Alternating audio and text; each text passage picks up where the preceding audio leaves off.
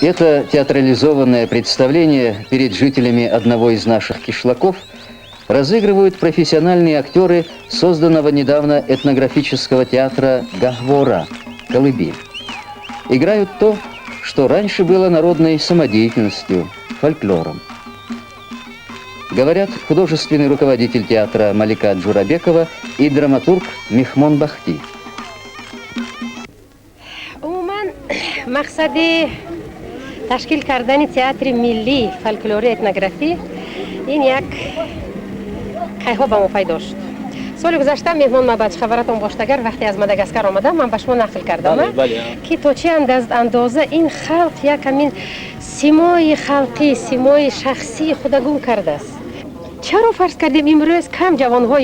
Стремление создать национальный этнографический театр возникло у нас давно.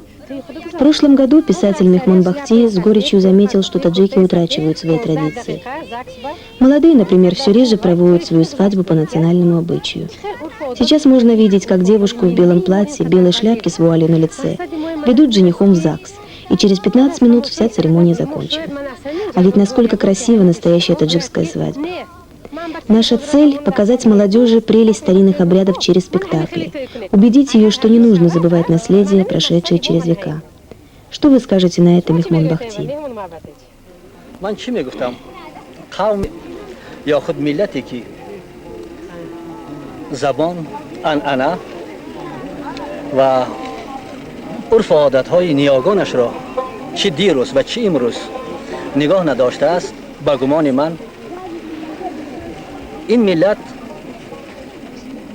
Я могу сказать лишь одно.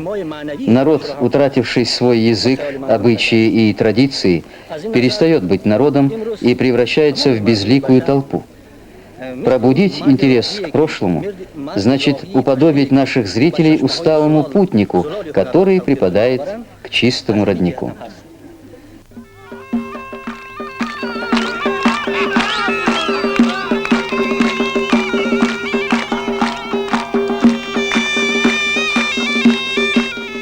Наследие.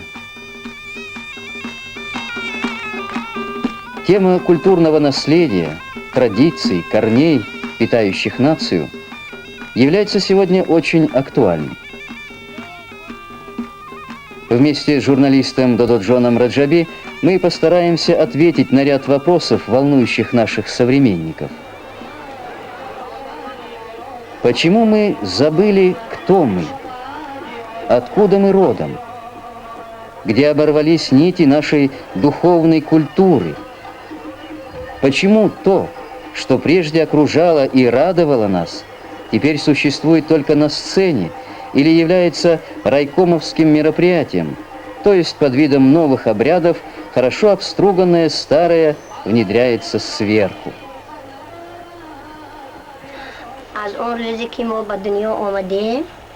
خدا ما شناخته گرفتیم همین ایدی هشتمی مرتا ایدی زنان ایدی عروسان ایدی تپچه می نامیدند همین خیلی انا همین خیلی کرده ما خانه به خانه کدام خانه بی که عروسی نو باشد به همان جای برای تبریک کردن عروسان با دخترچه ها با همین С того дня, как мы появились на свет, как стали осознавать себя, в нашу жизнь вошел этот праздник, который называется по-разному – праздник женщин, праздник невест или праздник на холме. Мы ходили из дома в дом, где живут невесты, поздравляли их с весной, смотрели, как они живут. Вместе танцевали, пели, веселились. На другой день после посещения домов невест все вместе мы собирались на одном из окрестных холмов, и там невесты показывали, как они умеют готовить, какие у них хозяйственные навыки. К этому празднику девушки готовились целый год, и проходил он у нас очень красиво. Рассказ этой пожилой женщины о реальных, естественных народных традициях, только отдаленно напоминающих этот протокольный, так называемый праздник невесток. Протокол, бездушие, бюрократизм превратили наши праздники в обыденность, в некий заорганизованный конвейер. Все по заранее подготовленному сценарию, утвержденному там, наверху. Свадьбы. В доме бракосочетаний торжественное событие длится всего 10 минут. Росписи в книге регистрации, печать, поцеловались. Следующие. А ведь испокон веков таджикская свадьба была истинным праздником, священным ритуалом. Две жизни соединялись навсегда, и никаких разводов. Появление на свет нового человека было событием, которое праздновали всей улицей, кварталом, селением. А сегодня... Ну, младенцев приходят забирать зачастую, к сожалению, именно родственники.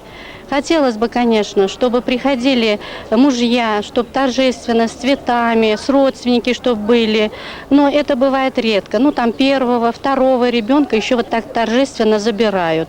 А когда уже 8-го и так далее, 10-го ребенка, к сожалению, этого не случается. Хотелось бы, чтобы каждый родившийся ребенок, будь он первым, будь он 10-м, чтобы забирали все-таки торжественно. Это же новый ребенок, это будущее нашего человечества. Спасибо. Пожалуйста.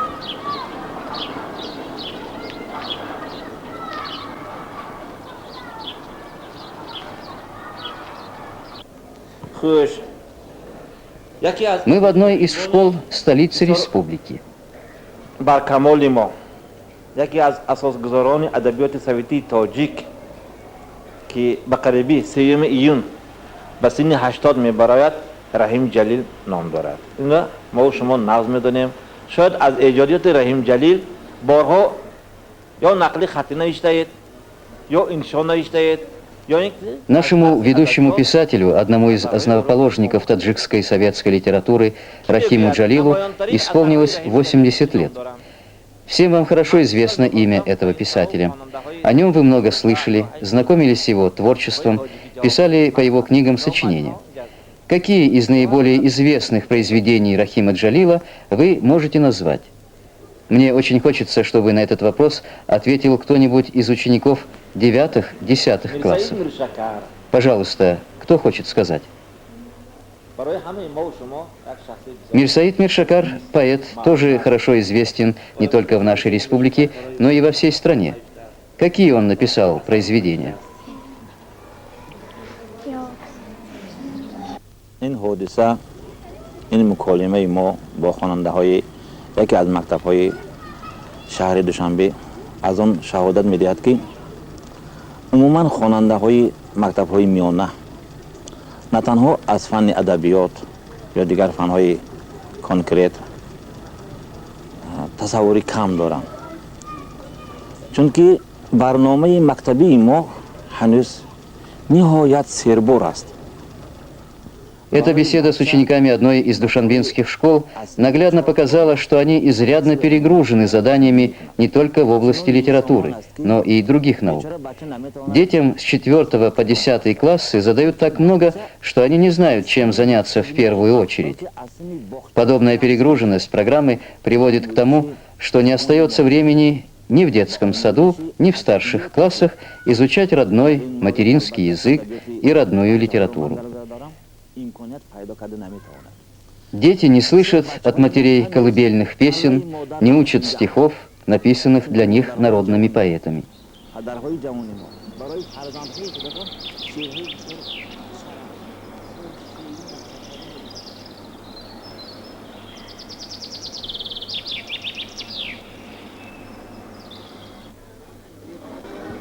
А это один из крупнейших магазинов города Душанбе.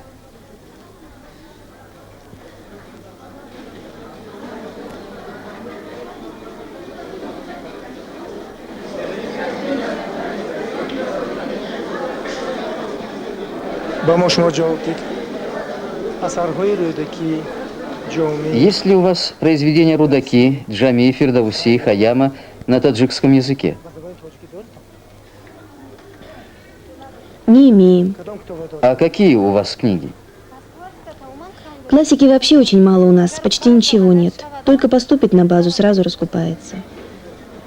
В ближайшее время обещают завести эти книги? Возможно, Саади скоро получим. Книга Джами была, но быстро разошлась. Когда был Джами? Месяц или 2 назад. и дар ҳамин магазин бинем. Какие из книг вы хотели бы видеть в магазине? Наряду с произведениями современных писателей хотелось бы увидеть побольше книг зарубежных авторов, и в частности фарсоязычных. Скажем, Садик Хидаята, поэтессы, которые нравятся всем, Фурук Фурукзот, ну и других. А сейчас этих книг нет? Здесь нет. А есть ли произведения Саади, Хафиза? Тоже нет. А вы хотели бы, чтобы эти книги были? Конечно, нужно, чтобы этих книг побольше издавалось.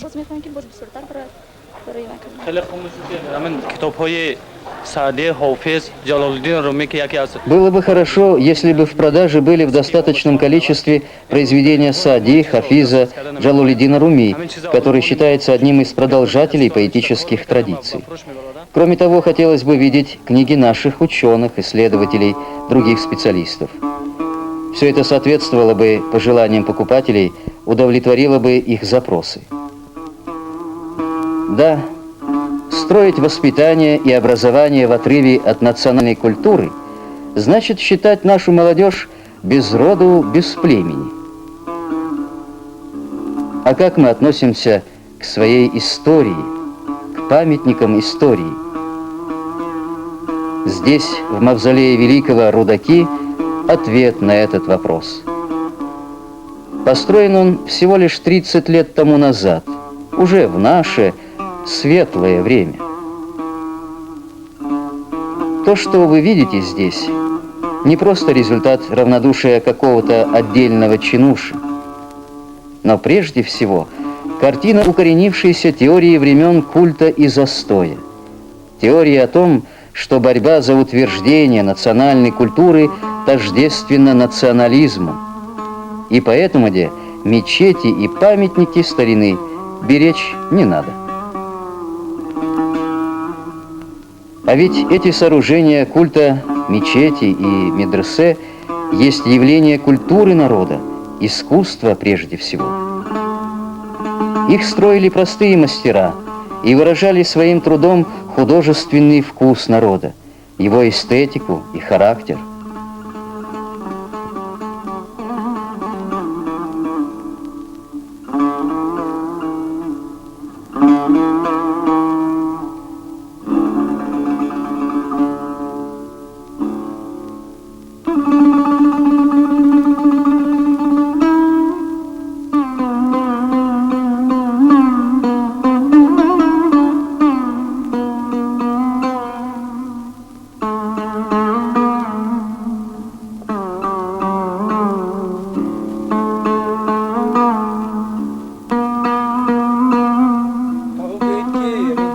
Почему закрыта эта мечеть? В чем причина?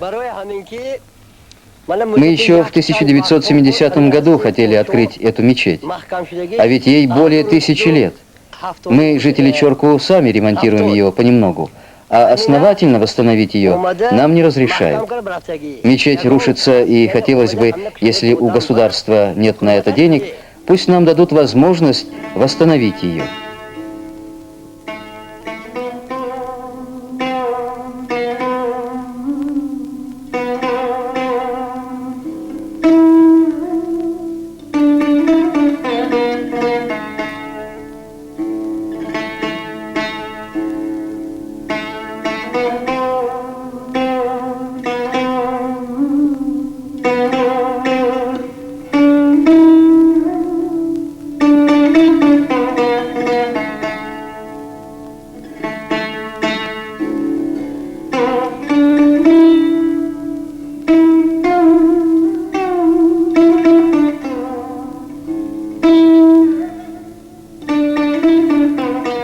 Посмотрите на этих свидетелей истории народной. В каком они состоянии? Их сотни в республике.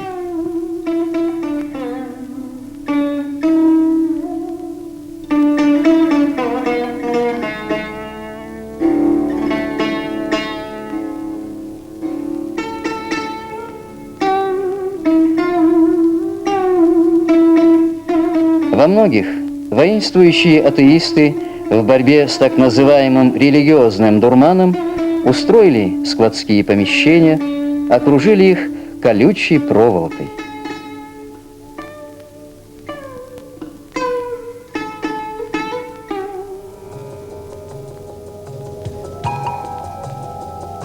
А здесь, в городе Канибадами, в медресе XVI века, до недавнего времени находилась детская исправительная колония, где малолетние правонарушители познавали отнюдь не суры Корана. Колонию убрали, но реставрационные работы здесь еще не начаты. А пока тут еще долго будет витать дух лагерный.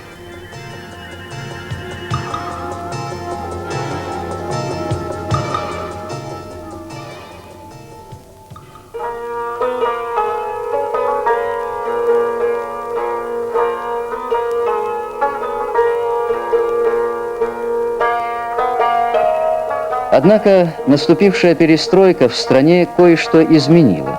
Лед тронулся. Характерный для застоя остаточный принцип в развитии культуры начинает исчезать. И уже многие памятники старины Таджикистана обретают вторую жизнь. Но слишком долго и медленно длится эта оттепель.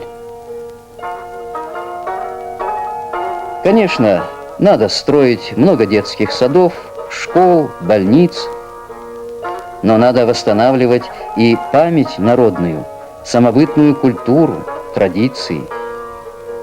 Это необходимо не только для знания своей предыстории, но и понимания прежде всего духовного самочувствия таджикского народа. Народа древнего, культура которого уходит корнями к Авеста и далее. Человек без памяти не сможет жить в прекрасном храме.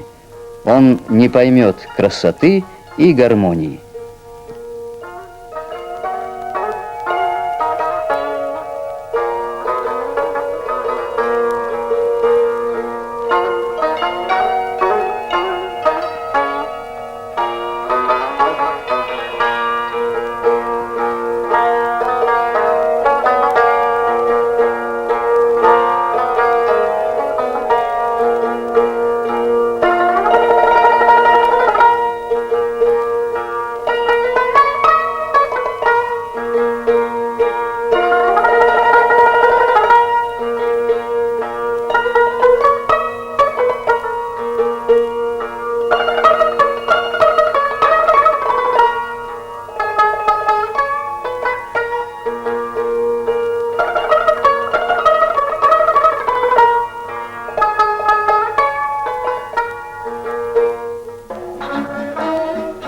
А пока то, что некогда было гордостью народной, к народу же возвращаться не спешит. И тогда люди сами собирают с миру по нитке и методом хашара восстанавливают мечети и другие памятники старины.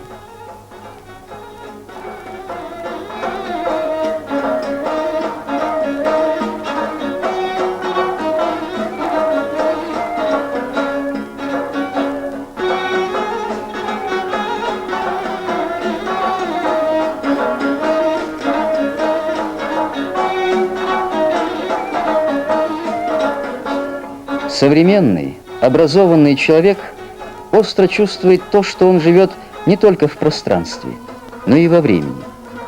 Ему известно, как постепенно, день за днем, столетие за столетием накапливались ценности национальной культуры, как уходят корни традиций в глубину истории. История раскрывает прошлое, как урок настоящему и будущему. И знать ее необходимо. Необходимо знать наше наследие.